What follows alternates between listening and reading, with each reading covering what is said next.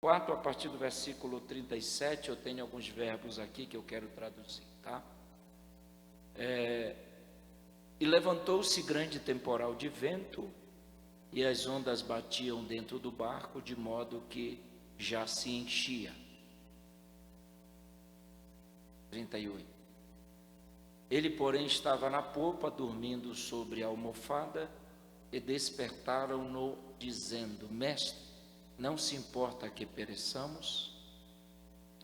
E ele, levantando-se, repreendeu o vento e disse ao mar: Cala-te e aquieta-te. E cessou o vento e fez grande bonança. Amém? Assentai-vos, queridos. Meus queridos irmãos, queridos amigos, eu gostaria de entender com vocês esse milagre que o Senhor Jesus operou, realizou quando esteve aqui na terra. E eu quero consultar o telão aí e deixando alguns verbos no grego para nós termos uma ideia de que esse milagre ele foi muito maior do que nós imaginamos. À guisa de introdução, essa história que Jesus acalma a tempestade, ela não foi só registrada por Marcos. Se você olhar ali na epígrafe, você vai perceber que essa história foi registrada por Mateus e também foi registrada pelo evangelista Lucas. Então, nós temos aqui um texto que perpassa todo o evangelho sinótico. Aparece tanto em Mateus, tanto em Marcos, como em Lucas, não é? Mateus aparece no capítulo 8, Marcos aparece no capítulo 4 e Lucas aparece no capítulo 8 também. E é interessante que se nós temos uma história que perpassa os 3 evangelhos, automaticamente eu preciso escolher uma visão para estudar. Bom, eu tive a curiosidade de olhar esse texto tanto na visão mateana, que é de Mateus, como na visão lucana, que é de Lucas, mas eu preferi estudar e pregar essa noite na visão de Marcos. Existem várias razões. Primeiro, que Marcos ele foi o primeiro evangelho a ser escrito. Quando você pega a sua Bíblia no Novo Testamento, o primeiro evangelho que aparece é o evangelho de Mateus. Mas na ordem da escrita, o primeiro evangelho que foi escrito foi Marcos. É evidentemente que se você estuda os evangelhos, 60% do evangelho de Mateus e quase 60% do evangelho de Lucas foram exauridos, ou seja, tirados de Marcos. Então Marcos, além de escrever o seu evangelho, ele produziu basicamente outros 2 evangelhos, que seriam o evangelho de Mateus e o evangelho de Lucas. Aí você poderia me perguntar, mas por que então, no ano que 380 alguma coisa no Conselho de Catargo, a igreja resolveu colocar Mateus em primeiro lugar, sendo que o evangelho de Marcos foi o primeiro a ser escrito? Porque a igreja entendeu que Mateus está escrevendo para os judeus. Então vem aquela lógica, vem aquela ideia de que o Senhor Jesus veio para o que era seu. Assim como o evangelho de Lucas foi escrito para os gregos, o evangelho de Marcos foi escrito para os romanos. Então a igreja entendeu começar falando para os judeus, justamente para manter uma liturgia judaica, dizendo que Jesus veio para os judeus. Mas como os judeus não queriam, nós os gentios aceitamos de bom grado Jesus, porque ele morreu na cruz e nós estamos fazendo parte agora desse convite. Então, o evangelho de Marcos, ele é um evangelho destinado para os romanos. É por isso que no evangelho de Marcos você não tem introdução, você não tem uma conclusão, diferente dos 2 evangelhos. Porque Marcos escreve para os romanos, e os romanos, eles não gostam de uma leitura lenta, calma, uma leitura que não envolva, assim, alguém que se destaque. Se você estudar a história romana, você vai ver que os romanos sempre primaram pela ideia de um herói. Eles sempre gostam da ideia de um herói, alguém bom na espada, alguém bom na lança. É por isso que Paulo, sendo um cidadão romano, quando ele escreve a carta aos Efésios, ele está preso em uma prisão domiciliar, protegido ali por uma guarda pretoriana. O texto diz que ele olha o soldado totalmente equipado. Então ele pegou aquela ideia do soldado e escreveu uma carta aos Efésios, falando sobre a armadura, mas não a armadura romana, mas a armadura de Deus. E eu dava glória a Deus, mas tudo bem. Então, quando Paulo escreve, ele traz a ideia disso. Marcos, quando escreve, ele fala de Jesus como um herói, porque só assim os romanos iriam ler. Os romanos não leem uma história que não apareça um espírito de Júlio César, deu para entender? De um Marco Antônio. Eles gostam da ideia de um Júlio César, um camarada que amplia a província, não é? Não é à toa que o nosso calendário é homenagem. Você já parou para pensar? Julho é homenagem a Júlio César. Agosto é homenagem a Augusto César. O nosso calendário ele é gregoriano e romano. Vejam que a ideia dos romanos estão até no nosso calendário. Marcos vai apresentar Jesus como herói. E eu queria que você desse glória a Deus agora, porque o herói que Marcos vai apresentar é um herói diferente. Os heróis romanos têm capacete, têm escudo, têm lança, têm cinto, têm botina, têm couraça. Esse é o herói romano. Aí aparece um herói da Galileia, sem botina, sem couraça, sem nada, com a diferença que ele nunca perdeu uma batalha, ele venceu todas as batalhas, e vai vencer essa batalha que tu estás vivendo também, porque ele é o herói por excelência. Então eu senti Deus agora. Marcos vai apresentar Jesus como um herói. Ele não tem um alforje, ele não tem uma funda, ele não tem um capacete, ele não tem uma espada, mas ele venceu os inimigos que ninguém era capaz de vencer. A alma que eu sou cardíaco, hein?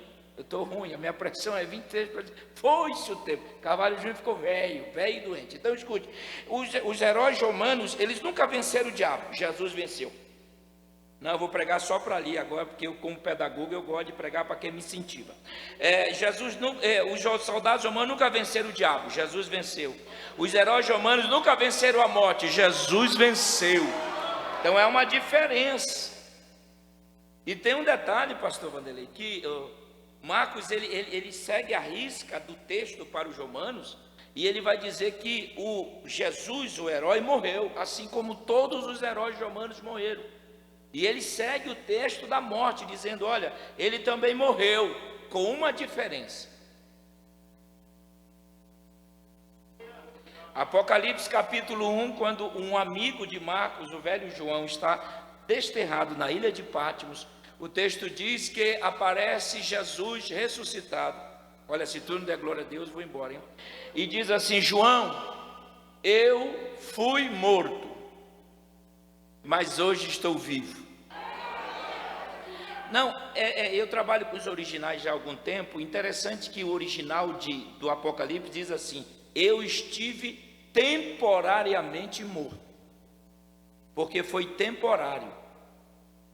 Como? Sexta, sábado e domingo de manhã ressuscitou. Os heróis romanos, eu já fui algumas vezes na Itália, estão todos lá mortos, esperando o juízo, sendo enforcado lá pelo capeta, mas o herói Jesus está vivo e está conosco aqui esta noite. É só para a gente ter uma ideia do poder dessa história. Eu quero estudar rapidamente com vocês o seguinte tema, repita comigo, a travessia não será fácil. Repita mais uma vez, a travessia não será fácil.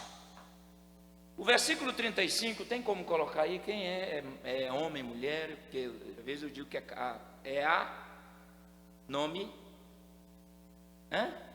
Ana, coloca o versículo 35, por gentileza.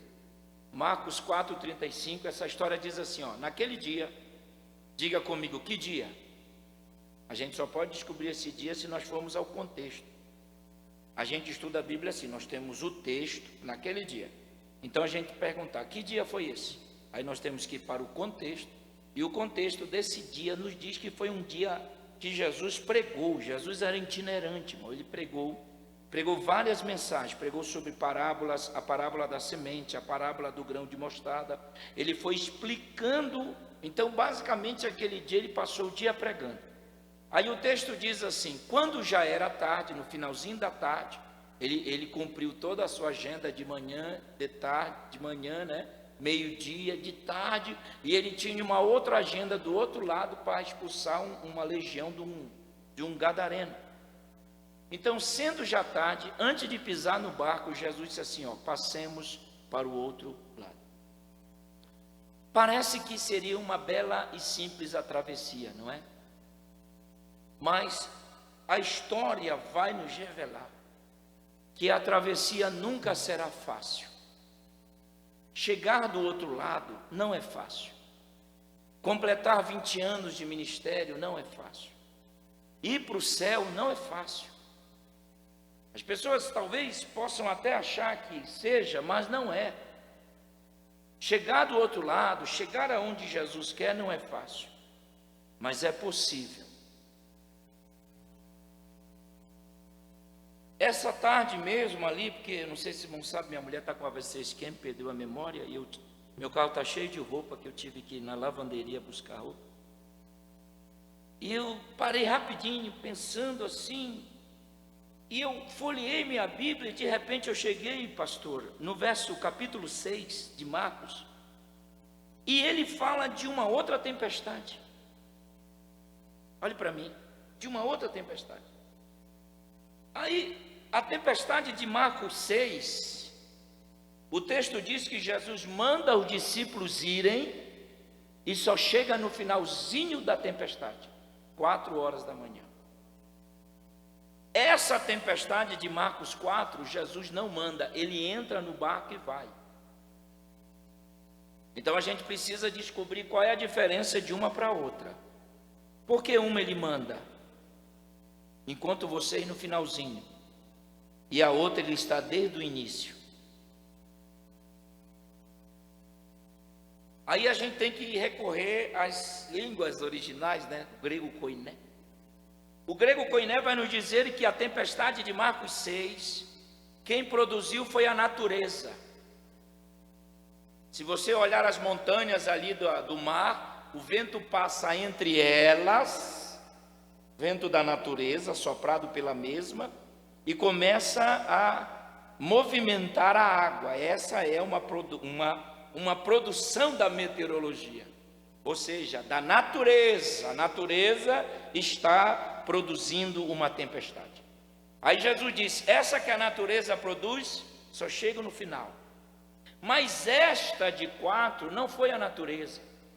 Eu vou mostrar pelo verbo grego que quem produziu foi o diabo. Porque a palavra bater é epibalo no grego, e epibalo está associado às forças espirituais. Então, para você entender e dar glória a Deus, quando a natureza produz, ele chega só no final.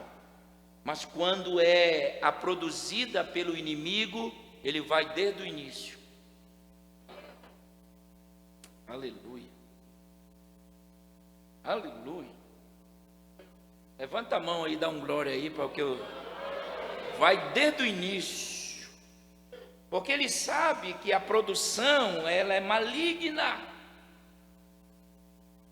Coloque aí o verso 37. Olha como a travessia não é fácil. O texto diz assim, ele diz assim: passemos. E ele está lidando com gente ali da Galileia, não é, pastor? Com exceção de Judas, pescadores, concentradores de redes e tal. E eles tiveram vários momentos ali de tempestade. Mas Jesus disse assim: vamos passar. Ele pega um travesseiro e vai dormir. O verso 37 diz assim: levantou-se grande temporal de vento. Não tem chuva, não tem água. O temporal é de vento. Essa palavra vento, lailínea no grego, fala de um vento produzido pelas forças espirituais. Deixa eu explicar isso. Quando eu dou um tema para esse texto, dizendo que a travessia não será fácil, eu estou dizendo que a palavra levantou-se no grego é ginomai. E ginomai no grego fala daquilo que você não está esperando, mas acontece.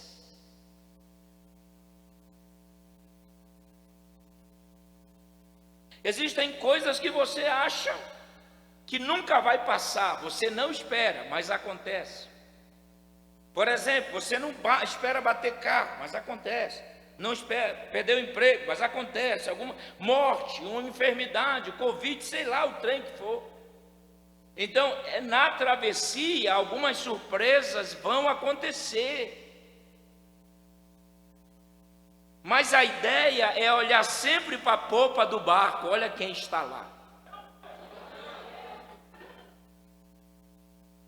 É por isso que ele diz, eu vou junto.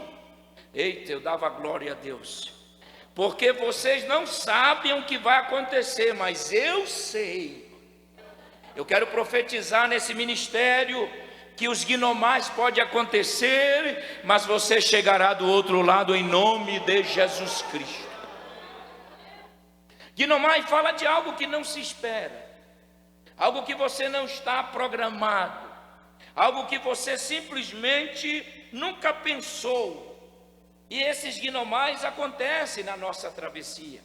Interessante que levantou-se ginomai, se você for no léxico, a palavra grande no original é megali.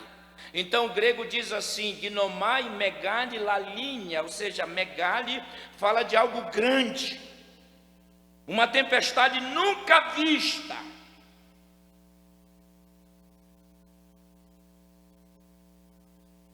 A palavra grande fala de algo enorme, produzida pelo epibalo.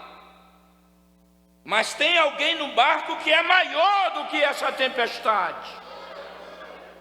Então você não vai desanimar coisa nenhuma e nem pular do barco. Você vai cantar do outro lado com a sua família, porque quem prometeu é Jesus Cristo. Aleluia! Então nós temos aqui ginomai, algo que você não espera, mas acontece. Grande, eu gosto da palavra grande, pastor. Eu estava numa escola agora aqui, falando, nem me lembro mais, mas São Paulo ali no Jabaquara, e eu estava falando sobre Paulo, né? Paulo, ele foi convidado, 1 Coríntios 16, já leram? Ele foi convidado para participar da festa do Pentecoste lá em Corinto. Ele está em Éfeso, né? Corinto e Éfeso. Aí Paulo diz, não, eu não vou. Mas por que você não vem, irmão Paulo? Porque Deus me abriu uma grande porta. Eu dava glória a Deus no que eu vou explicar aqui, porque se eu tivesse ouvindo isso, eu dava. A palavra grande é megali, porta é turra. Então o grego diz megali turra, ou seja, a porta que Deus abre não é pequena, é conversa. Não é, eu abro uma portinha pequena, mas a porta que Deus abre é grande porta. Vou profetizar, levanta a mão aí. Deus vai abrir uma grande porta para você. Se você crer, faz barulho de glória. Ah não, eu já estou com uma porta, mas Ele vai abrir uma maior. Aleluia! E tem mais um detalhe, a Bíblia diz assim, eu não vou porque Deus semer, diga semer. A palavra semer no grego é moi, diga moi. E moi fala de sonhos particulares que só Deus sabe. Então Paulo está dizendo, eu não vou porque Deus está realizando uma coisa que só eu tinha no coração. Ei, eu estou pregando para gente aqui que tem sonhos particulares, viu? E o teu Deus é poderoso para cumprir e realizar. Então, voltando para o texto, eu queria aqui no telão um pouquinho o versículo, pastor Vanderlei. Libera aí, pastor.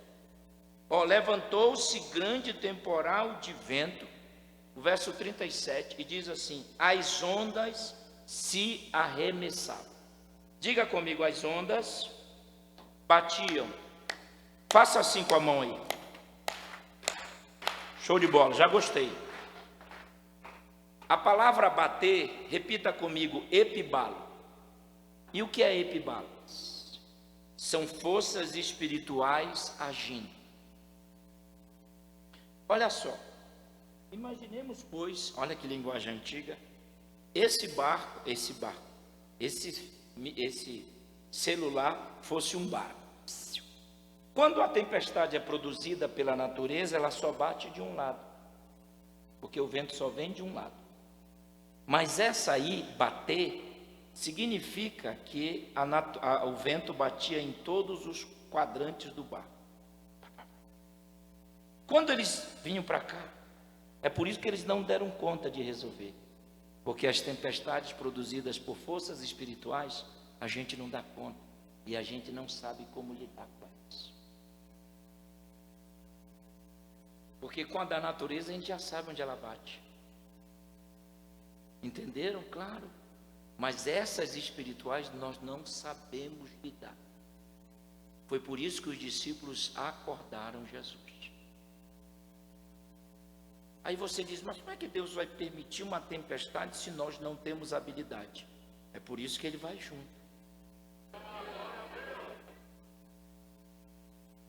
Porque quem vai resolver é Ele. Eita, eu quando vejo o crente chorar, eu fico mais empolgado para pregar. Então, quando pela natureza só bate de um lado, agora por esse epibalo, batia aqui. Pastor, foi a primeira vez que a gente vê Jesus dormindo. Claro que ele dormiu sempre, né? Mas é a primeira vez que alguém registra Jesus dormindo. E o diabo disse, agora eu vou matar Jesus afogado e vou destruir. Só que o diabo, ele esqueceu de que Jesus dormindo é mais poderoso do que o diabo acordado, né, irmão? Essa foi eu dava glória a Deus. Esse foi o grande erro, porque o teu Jesus, mesmo roncando, ele é mais poderoso, Então não adianta ele acordado, dormindo, roncando, em cima, embaixo, aonde for. Então o diabo diz, eu vou bater, e pá. E as ondas batiam. E o epibalo, interessante que pela natureza não passa por cima. O texto diz que as ondas passavam por cima do barco, a ponto do mesmo estar ficando cheio de águas. E o verso, deixa eu ler mais aqui, e o verso 38 diz, e Jesus estava, oh glória, mas ele está dormindo. Eu não daria glória a Deus agora não. Ele está dormindo. E se tu for no original, a palavra dormindo ali significa silêncio. Isso é que dói. Em plena tempestade ele está em silêncio. Ah, irmão, até o senhor deu um glória a Deus da alma agora, né? Eu senti que veio da alma. Ou coisa difícil é o silêncio de Jesus. Não, pastor, não, para, ninguém se alega com silêncio não. Não, isso não me incomoda. Você não pode mais ficar entre nós. Você já virou anjo, vai embora daqui. O silêncio de Jesus incomoda, machuca, fere, lateja, nos deixa pequenados, derrotados. E se ora, não é? Se jejua, sobe no monte, desce do monte, faz jejum de 7, jejum de Daniel, de Ezequiel, sei lá quanto jejum aparece aí. E nada. Eu sei que eu falo essa noite para pessoas que estão vivendo o silêncio. E não é assim por coincidência, porque não existe isso. Eu venho como um profeta da palavra, dizer que mesmo em silêncio ele está sabendo de todas as coisas. O silêncio dele não é a ausência dele, ele só está em silêncio, mas ele está.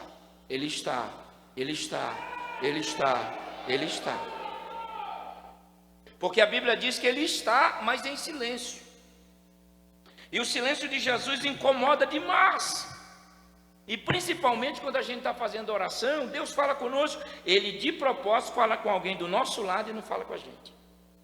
Quem já viveu isso? É horrível, né? E quando fala com a gente, não toca no assunto que a gente queria que ele tocasse. Ou os irmãos já passaram por isso? Sim ou não? Você está ali no culto, lá vem um profeta e você diz, é hoje. Opa, eu estou aqui. E o profeta parece que é de propósito. Jesus é terrível. Ele passa de você. E eu vou começar a dar só palavra boa e tu está perto do outro. Aí de repente tem alguma para mim, o profeta vira as costas e vai embora. Parece que massacra.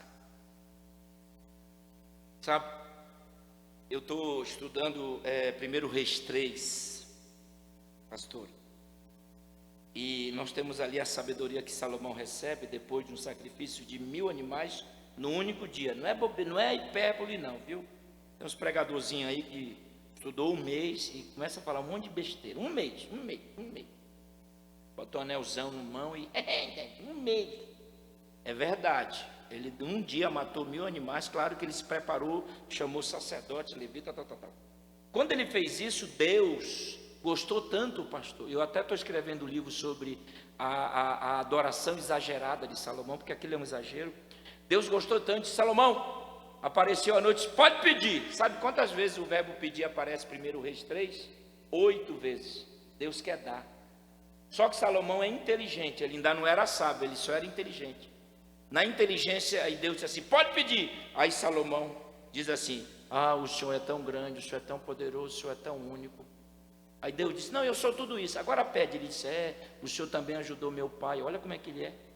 O Senhor ajudou meu... Não, eu sei que eu ajudei teu pai, agora pede para mim. Eu agora estou dirigindo o teu povo. Isso é inteligência. Aí Deus disse assim, tá bom, como tu não me pediu morte, eu vou te dar sabedoria. E 1 Reis 4 tem as 4 características da sabedoria que Deus dá. Só que, sabe qual foi a primeira tarefa de Salomão pós-sabedoria? Tratar de um problema de 2 prostitutas. A primeira tarefa. É mole, irmão. E Salomão é o tipo de Cristo que atende todo mundo. Eu dava glória a Deus. E se vocês olharem versos, diga comigo, 16, 17, 18, 19, 20, 21, 22, 23. É só no 23 que Salomão fala. Porque Salomão estabelece um período de silêncio. Enquanto as mulheres estão falando, ele só está ouvindo.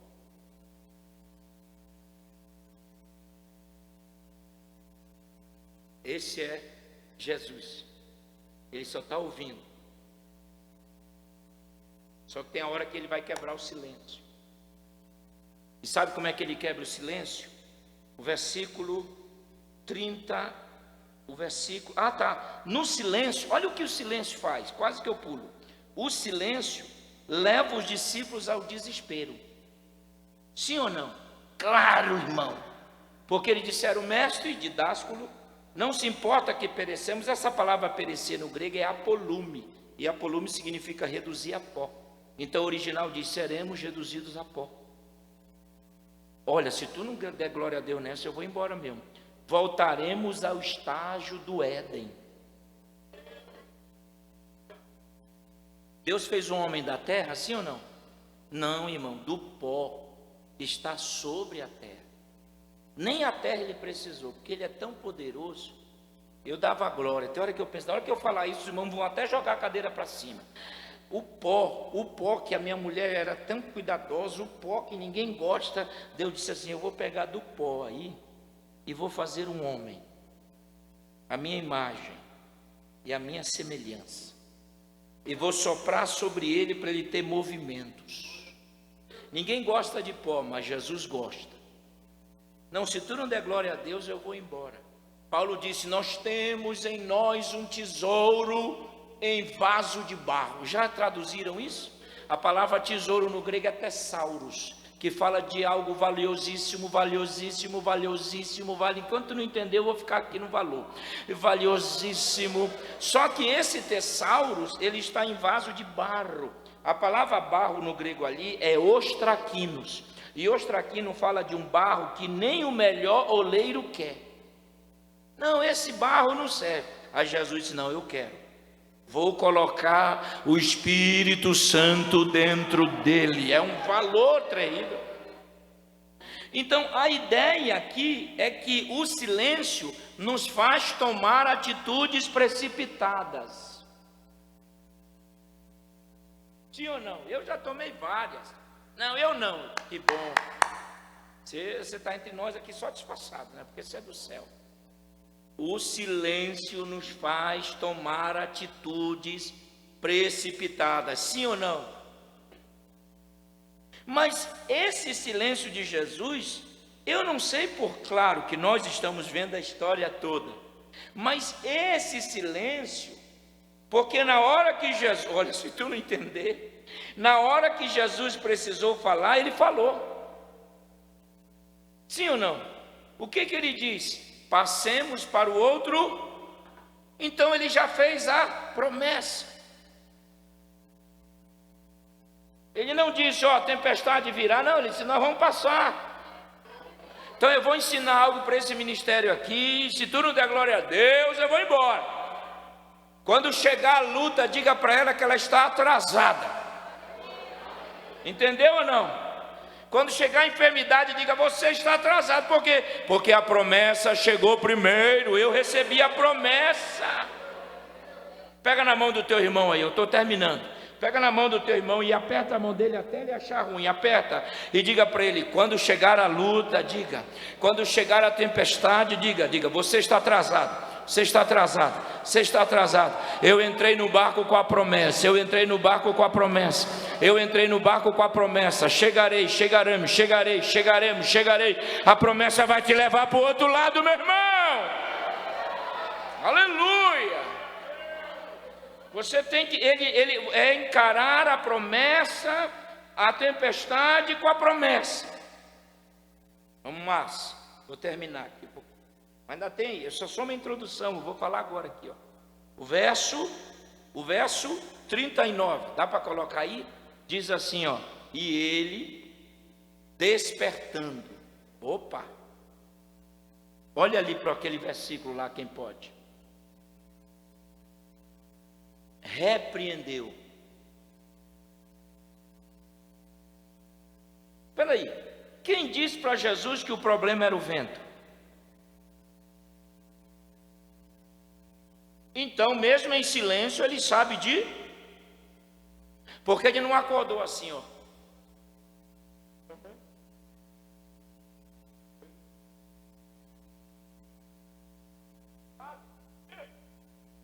Pedro, o problema aqui, gritaria. Ele acordou assim? Ele acordou assim, dizendo, Pedro, me coloca a pá da situação aí. Ele acordou assim, ele já foi direcionado. Está em silêncio, mas sabe. Eu dava glória. Está em silêncio, mas conhece. Significa que as tuas orações, mesmo em silêncio, orai candorabas, uinayamas, recandayakamas. Não, você está entendendo o que eu estou dizendo aqui? Mesmo em silêncio, as tuas orações não ficam perdidas. Ele sabe de todas as coisas. Então insista, continue orando. Oh glória, senti Deus aqui. Continue clamando, ele está em silêncio, mas ele sabe, ele conhece. E quando ele quebrar o silêncio, ele vai agir, ele vai agir, ele vai agir. Levante a mão e dê o teu melhor glória a Deus esta noite aqui. Ele sabe, quando ele acorda, ele vai repreender. O que nós temos aqui? Nós temos um verbo aqui no grego maravilhoso, tremendo.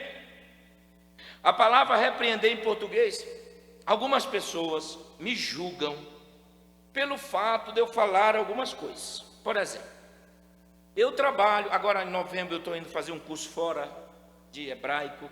Eu amo essa, quando eles sabem que eu gosto de pregar originais, a minha vida foi assim. E às vezes quando eu digo umas coisas que as nossas traduções em português, elas distanciaram, e é verdade. Eu não estou falando mal das traduções, porque a Bíblia, para você estudar, você precisa romper alguns abismos.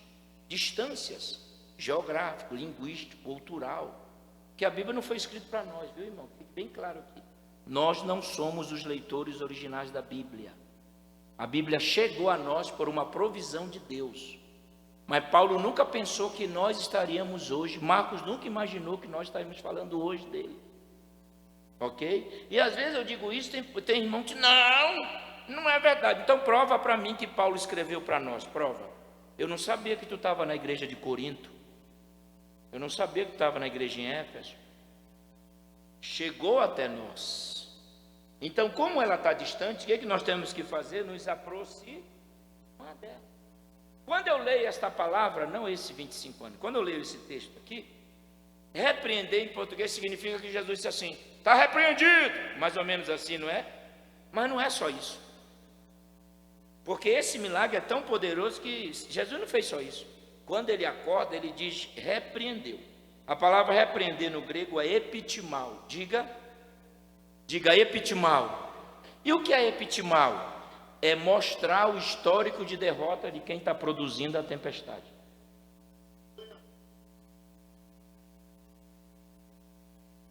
Quem está produzindo? Não é o capetinha? Então Jesus disse, olha, o teu histórico é só derrota, derrota, derrota, derrota, derrota, derrota.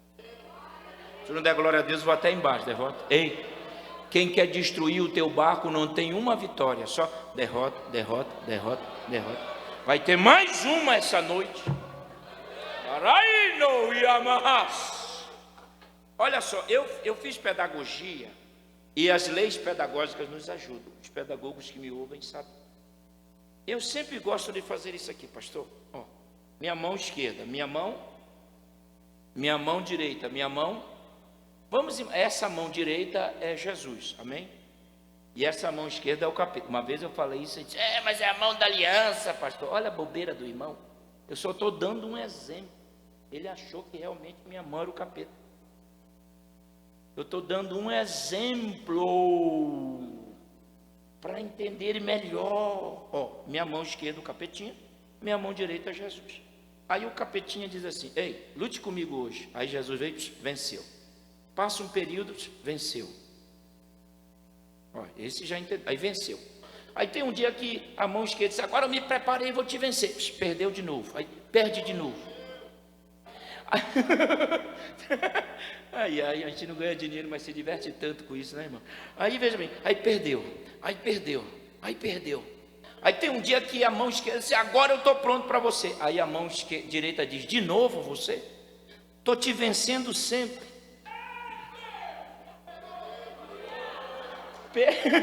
Pega essa ideia aqui da mão, e coloca aqui no texto, ok? A mão esquerda está produzindo a tempestade. A mão direita acorda e diz assim, de novo.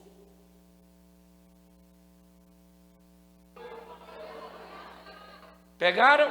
De novo você. Eu te venci lá na praia, vou te vencer aqui, vou te vencer lá em Gadara, já já. Faz barulho de glória, irmão. Faz barulho de glória. Então Jesus está dizendo de novo, ei, olhe para mim, isso aqui é profético, enclausure, inocule na sua alma, quem quer te destruir, aleluia, não, só perde, e vai continuar perdendo, aleluia, eita, eu senti Deus. Jesus está dizendo assim, Vanderlei, ó, eu te venci lá no céu, quando tu quis tomar o trono do papai. Eu te venci quando eu era bebê e tu entrou no coração de Herodes. Eu te venci em Cafarnaum, te venci em Nazaré, te venci na Judeia alta, na Judeia baixa, te venci em Séforo, te venci em Naim, vou te vencer aqui, vou te vencer lá, vou te vencer na volta.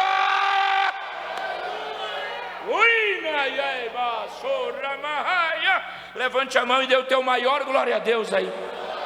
Agora pega na mão do teu irmão e diga para ele, quem quer afundar o teu barco, só tem derrota.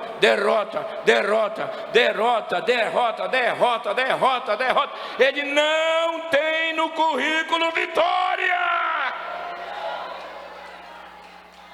Aleluia, nós temos que fixar isso na mente. Esse texto, ele é o texto que eu mais vivo. Tudo muda, né, Wander? A gente está ficando. Eu estou com 53, você deve estar com 62, mais ou menos. Quando ele dá um jeitinho na barriga, que ela está bem dilatadinha, viu? Não puxa, não, solta. Não, não solta. Você é um amigo. Eu estive agora no Paraná, no pastor de Colombo, você esteve lá. Falou muito bem de mim, o pastor lá, o pastor Adilson. Aliás, você não é de falar mal de ninguém. E esse é o texto que eu mais vivo. Era o pregador que eu mais ia ouvir no Camboriú, era ele sabe disso. O Vanderlei, eu vou lá ouvir. Porque ele tem uma espiritualidade que nos comove. Eu estou mentindo, irmãos? Ele prega com uma espiritualidade que parece que o céu está descendo e a gente está olhando o céu. E eu não digo isso só na frente dele, não. Quem sabe, eu digo isso sempre. Esse é o texto que eu mais vivo. Por quê? Porque eu estou sendo até processado, eu não posso mais falar muita coisa. Mas a minha mulher teve AVC isquêmico 7 meses atrás, estourou 3 veias na mente dela. E eu estou com um bebê de 54 anos em casa, fazendo tudo, dando comida, dando banho, trocando de roupa. E o cara ainda fala mal de mim, meu irmão. Dá vontade de pegar um pedaço de pau e dar só nas costas. Tem que respeitar. Você não sabe o que a gente vive. Tem que respeitar. E eu vou dizer uma coisa para os irmãos. Quem inventou a louça não vai para o céu.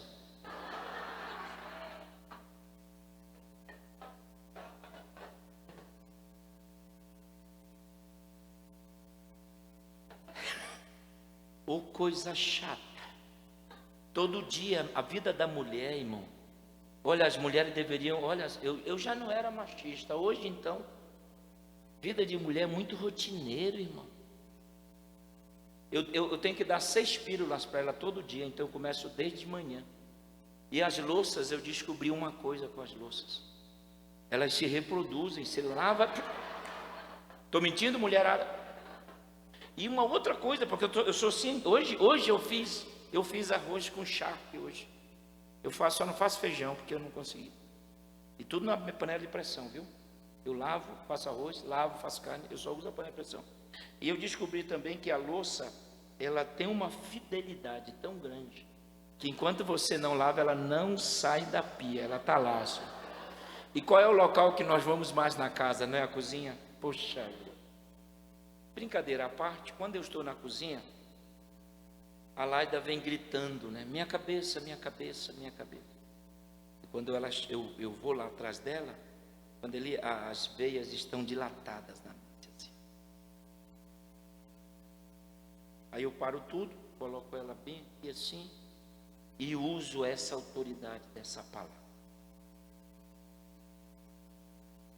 Eu olho para o céu de Campinas, eu moro no 12º andar, sempre quis morar no alto, porque no arrebatamento eu quero o melhor lugar lá. Eu quero ficar perto de algumas pessoas que eu admiro. E eu olho para aquele céu de Campinas e digo, olha, tu está repreendido. Tu não vai trazer loucura para ela. Ela não vai ficar louca. E eu entro numa guerra espiritual, irmão. E vou usando o epitimal, porque é espiritual isso. Daqui a pouco eu olho para ela, eu vejo as veias diminuindo. Aí ela diz, me dá água. E já é a forma que ela está melhor. Essa é a palavra que eu vivo 24 horas. Está repreendido. Você não vai afundar o mar. Eu quero convocar essa igreja para entrar no mundo espiritual agora. Feche os teus olhos.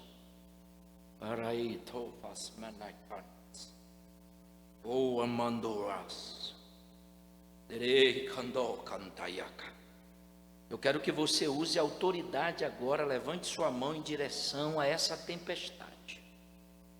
Eu quero que você use a autoridade da palavra agora. e diga: você não vai destruir meu lar, você não vai destruir meu ministério, aleluia, você não vai destruir meus filhos. Comece a usar a autoridade agora que Deus tem te dado. Comece a dizer para essa tempestade: tu não vai deter a minha chegada. Usa, vai, abre a boca. É um mundo espiritual agora, é um mundo espiritual. Diga: você não vai fechar as portas que Deus abriu. Tu não vai afundar o meu barco e muito menos da minha família. Usa a autoridade. Essa porta foi Deus que abriu. Essa enfermidade não vai destruir. Essa tempestade, eu estou sentindo uma graça. Abre essa boca, aumenta o volume. Aumenta o volume de autoridade. Vento te acalma esta noite. Aleluia. Pode chorar mesmo, porque Deus te trouxe aqui para ouvir isso. Aleluia. Tempestades que já estão se armando amanhã, tempestades que já estão se armando para a semana que vem, para o mês que vem, nós te repreendemos em nome de Jesus. Tu não vais afundar o barco da igreja. Amai, emando, yeca, mando, coia, neivia. Use essa autoridade que Deus tem te dado, porque há poder no nome de Jesus Cristo. Aleluia, aleluia, aleluia, aleluia, aleluia. Eita, estou sentindo Deus aqui. Mamando camanda canhandaia. Vá ficando de pé dando glória, mas vá ficando de pé dando aleluia. Madoroia, queria raça. O epitimal é uma realidade na vida dessa igreja. Todas as vezes que as tempestades chegarem, não é para pular do barco, é para repreender pela autoridade do nome de Jesus Cristo.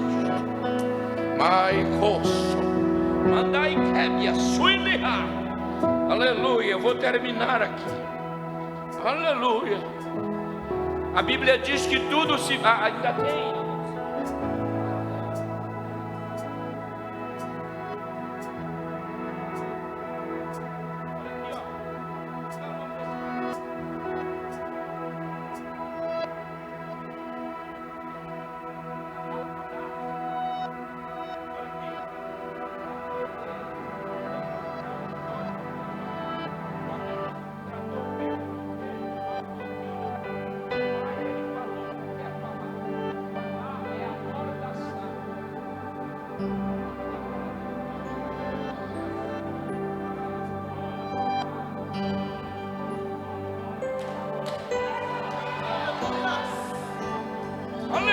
Mas esse é o teu Jesus, esse é o Jesus desse ministério, é o único que está amarrado que a gente aceita, não é verdade? Ei, agora é para tu dar um glória a Deus. A Bíblia diz que houve grande, não era uma grande tempestade, mas houve também uma grande bonança. Agora, pastor, eu fiz uma pergunta para esse texto, aleluia, e eu perguntei: como é que nós vamos resolver agora as tempestades odiernas, se nós não temos mais Jesus? Ele foi embora, sim ou não? Ele voltou para a casa do papai dele. E como é que nós vamos resolver isso? Eu vim no carro pensando, pastor, como é que, porque eu prego para o volante, né? Se tiver um lugar para volante no céu, o meu está salvo. O que eu prego para aquele volante, nós pregamos, né? Você sabe disso. A pregação é uma arte, você tem que treinar também. Não é tudo espiritual, é habilidade, é a arte, é oratória, é tudo junto. Não é abre tua boca que eu vou encher, só se for de vento. Tem que estudar, se preparar, jejuar, orar, entendeu? É uma arte. E eu comecei a pensar, e eu vou terminar aqui, ó. Jesus, no capítulo 14 de João, escute, ele disse assim: eu vou embora. Causou uma tristeza para os discípulos, mas ele disse assim: mas eu rogarei ao Pai, e Ele vos dará outro Consolador. Olha o final do verso: para que fique convosco para sempre. Sempre. Não é 33 anos, é sempre. Agora tu vai dar glória. A palavra rogar é erotão. E erotão no grego significa fazer um pedido específico. Então Jesus está dizendo: eu vou entrar na presença de Deus, vou fazer um pedido específico, dizendo: Pai, manda um outro ajudador, porque senão eles não vão vencer. Porque, aleluia, eu sei que é difícil, não é fácil. A palavra outro é halos, a palavra consolador é paráclito, né? Para, o grego diz, estar ao lado. E esses discípulos tiveram a primeira noção do Espírito Santo em Atos 20, verso 19 diante, João 20, 19 diante, quando eles estavam trancados, pleio no grego, portas tudo, ninguém podia entrar e sair. Jesus chega, atravessa a porta e diz: Pai seja convosco. Havendo dito isto, disse, não é para chorar, porque eu sou muito emotivo também. Havendo dito isto, disse assim: assim como o Pai me enviou, envio vocês. E soprou sobre eles o Espírito e disse: recebam. A palavra soprar no grego é efusal. Diga efusal. E o que é efusal? É pegar um balão. Tu pega o balão, tu sopra dentro do balão ou sobre o balão? Tu tem que soprar dentro. Então o que é efusal? Jesus soprou dentro deles o Espírito.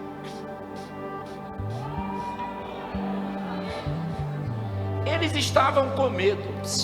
Só que no corpo do ser humano não pode ter dois espíritos. Então o medo que estava dentro deles, é melhor eu sair daqui, porque eu estou ficando sem espaço. Porque o Espírito Santo foi tomando. Isso vai acontecer em Atos 2. Todos reunidos, veio do céu o som, como de um. Eu vou terminar aqui. Se não for o Espírito Santo, ninguém vence.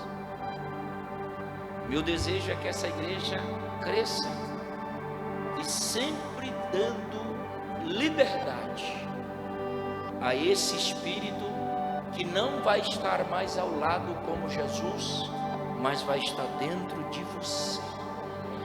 A Bíblia diz que o vento impetuoso, a palavra impetuoso no grego é ondas quebrando nas rochas.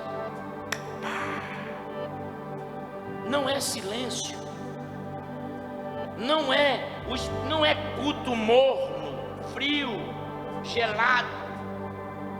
A presença do Espírito Santo aquece, movimenta, nos tira do comodismo. O texto diz que ele veio com barulho. Eu não sei para que tanto barulho, dizem os tradicionais. Eu não sei por que falar, gritar, Jesus. Esse negócio que Jesus não é surdo é papo de quem é frio, é papo de quem é gelado. Porque quem sente o Espírito Santo, ele quer extravasar, ele quer movimentar. Porque o Espírito Santo não é um ser morto, é um ser em movimento. Ele faz. Eita, eu dava glória. O rio, a cachoeira é de dentro para fora. O Espírito Santo veio tão poderoso, e eu termino aqui. Ele está dizendo: agora é comigo. Eu vou marcar esse território, meu e seu. E quando você atravessar a tempestade, olhe para ele. Ele não vai estar na popa, mas ele vai estar dentro de você. Aleluia. Levante a mão. Vai acontecer algo lindo aqui, só quem acredita. Levanta a mão e dá glória. E quem trouxe glória? Quem tem aleluia? E quem tem aleluia? Quem tem aleluia, dê aleluia. Quem trouxe glória, dê glória. Agora coloca a tua mão no ombro do teu irmão aí, porque tu está no mesmo barco, viu? E transmita para ele, transmita para ela.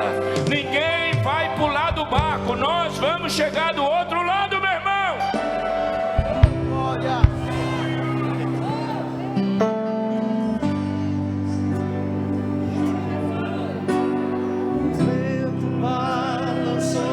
Olha só.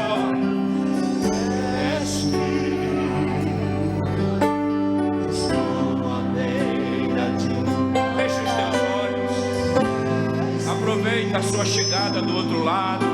Está terminando, viu? A travessia está terminando.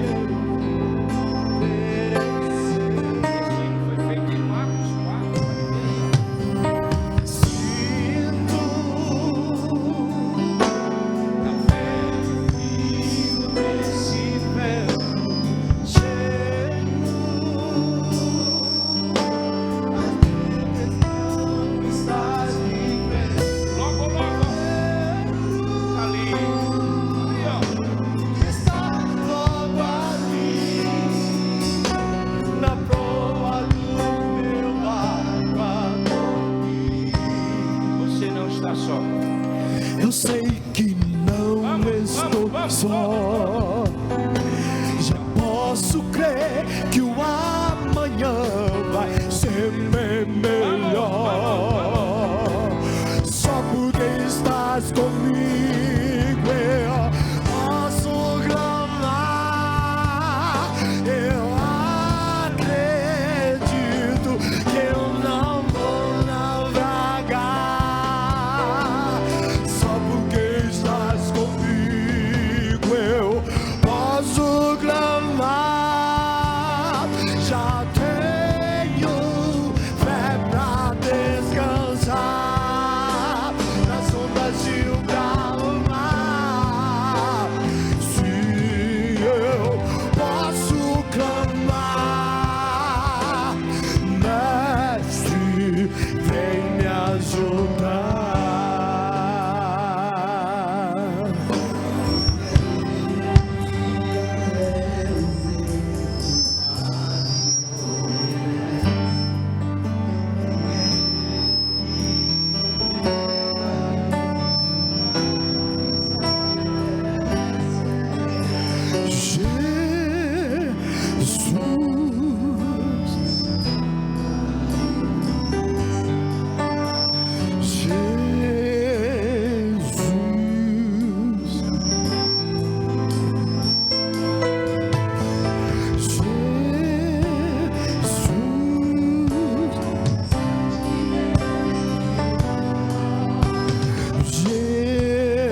Jesus, até o vento de cala para ouvir tua voz. Posso clamar, eu acredito que eu não vou naufragar. Só porque estás comigo eu posso clamar. Já tenho fé pra descansar nas ondas de um bravo mar. Se eu posso clamar, mestre, vem me ajudar.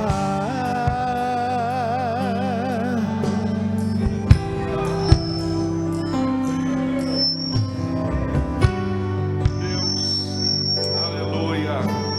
Você pode glorificar o Senhor, você pode exaltar a Ele. Aleluia. Só veja aí para mim, na próxima quarta-feira, enquanto ela procura, domingo nós teremos a Santa Ceia às 18 horas, nossa Santa Ceia especial no culto no próximo domingo. Pastor Nerildo Acioli, próxima quarta-feira. Pastor Nerildo também é um dos pregadores ali dos Gideões, como o pastor Carvalho, eu, outros, tá? E o pastor Nerildo também sempre lá e estará aqui na próxima quarta-feira. Convide mais alguém, não perca, até dia 20 de novembro nós estamos nessa pegada aí, olha. Aproveita, viu? Depois é um ano inteiro ouvindo só eu. Aí então vocês aproveitam para comer a boa comida que está sendo servida aí, olha, não falta dos cultos não. No domingo Santa Ceia, então espero todos não faltem. No final do culto, nossa praça de alimentação tá aberta lá no Salão Azul. Chega lá, tem lanche, tem refrigerante, tem muita coisa acontecendo e nós vamos para lá agora no finalzinho do culto. Pastor Carvalho, como que eu vou agradecer? Meu Deus do céu. Vamos sair daqui assim, muito cheio do Espírito Santo.